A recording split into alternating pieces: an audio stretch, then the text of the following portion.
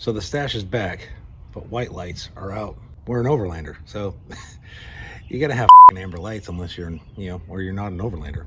I mean, it's a requirement. So we got an easy solution that you can do in your driveway. It's this right here.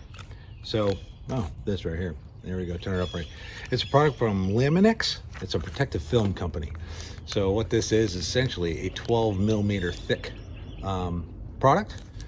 Out of the package, it looks like this. So check that out. We're gonna throw this on real quick and see how it goes.